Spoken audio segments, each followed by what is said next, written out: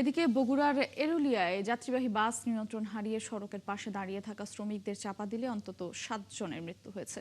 এছাড়া আহত হয়েছেন আরও ১৭ জন। ভোর ৫:৩০টার দিকে বগুড়া নওগাঁ মহাসড়কের এরুলিয়া সিল্কিবান্ধা এলাকায় এই দুর্ঘটনা ঘটে। পুলিশ জানায়, ঢাকা থেকে নওগাঁগামী যাত্রীবাহী বাসটি নিয়ন্ত্রণ হারিয়ে রাস্তার পাশের একটি বৈদ্যুতিক পিলারে আঘাত করে। এ সময় সেখানে কাজের সন্ধানে অনেক শ্রমিক অপেক্ষা করছিলেন। বাসটি শ্রমিকদের চাপা দিলে ঘটনাস্থলেই ৩ জন নিহত হন। সবার সহযোগিতায় আহতদের উদ্ধার করে বগুড়ার শহীদ জিয়াউর রহমান মেডিকেল কলেজ হাসপাতালে নিলে সেখানে আরও ৪ জনের মৃত্যু হয়।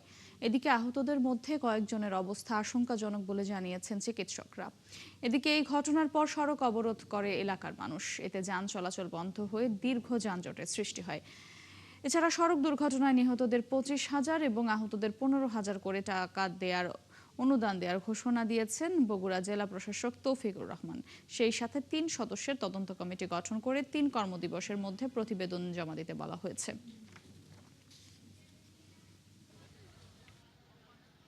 আসার পরে দেখি যে ১৫-২০ জন একবারে শুয়ে আছে, আর গাড়ির তলে প্রায় ৭-৮ জন ছিল। তা আমরা তো তখন গাড়ি পাওয়া যায় না, কোনো অটো পাওয়া যায় না। তা আমরা ৪-৫ জন ধরে ধরে নিয়ে অটো গাড়িতে মেডিকেলে পাঠিয়ে দিয়েছি। সাফ হাতেলি পরিবহন নামের এক বাস, সেটি বগুড়া থেকে নওগাঁ অভিমুখে যাচ্ছিলেন এবং দ্রুত গতিতে থাকার কারণে নিয়ন্ত্রণ হারিয়ে শ্রমিকদের ওপরে একদম পড়ে যায়। ওভার স্পিডে ছিল, এখানে এসে একটু স্লো দেওয়া দরকার ছিল, কিন্তু তারা সেভাবে মেনটেন করে না।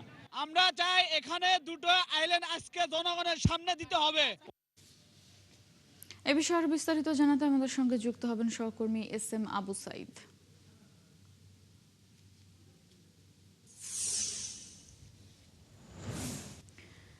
সাইদ, এই মুহূর্তের সবশেষ কি পরিবেশ দেখছেন জানাবেন। আহত যারা রয়েছেন তাদের ব্যাপারে চিকিৎসকরা কি বলছেন, এছাড়া নিহতের পরিবার বা স্বজনরা এসেছেন কিনা জানাবেন।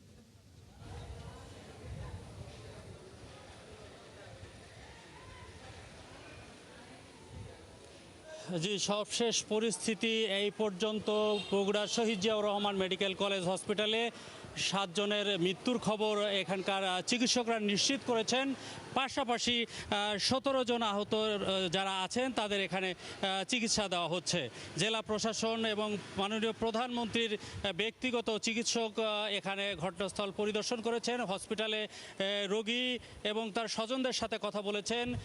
নিহত ব্যক্তিদের জন্য অনুদানের ঘোষণা দিয়েছেন ২৫,০০০ টাকা এবং আহতদের জন্য ১৫,০০০ টাকা অনুদান দেবেন। পাশাপাশি এই ঘটনায় একটি তদন্ত কমিটি গঠন করা হয়েছে। অতিরিক্ত জেলা ম্যাজিস্ট্রেটকে প্রধান করে ৩ সদস্যের একটি তদন্ত কমিটি গঠন করা হয়েছে। আগামী ৩ কর্মদিবসের মধ্যে এই তদন্ত প্রতিবেদন দাখিল করার নির্দেশ দিয়েছেন এবং স্বজনদের ইতোমধ্যে আসা শুরু করেছে। তাদের আহাজারিতে পুরো এলাকায় ভারী হয়ে উঠছে এবং এই মর্মান্তিক ঘটনার কারণে বগুড়া নওগাঁ আঞ্চলিক মহাসড়ক কিন্তু দীর্ঘ সময় অবরোধ করে রাখা হয়েছিল এবং তারা দাবি জানিয়েছিল যে সেখানে একটি গতি নিয়ন্ত্রক বা স্পিড ব্রেকার তৈরি করা হোক। তাদের দাবির প্রেক্ষিতে স্থানীয় প্রশাসন এবং সড়ক ও জনপথ বিভাগের কর্মকর্তারা তাৎক্ষণিকভাবে সেখানে গতি নিয়ন্ত্রক নির্মাণ করেন। তার প্রেক্ষিতেই কিন্তু সেখান থেকে অবরোধ প্রত্যাহার করা হয়।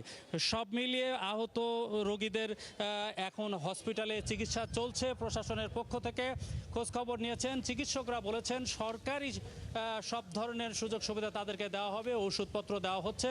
এই ঘটনায় মাননীয় প্রধানমন্ত্রী উদ্বেগ প্রকাশ করেছেন। তার ব্যক্তিগত চিকিৎসক আমাদেরকে এই খবর জানিয়েছেন।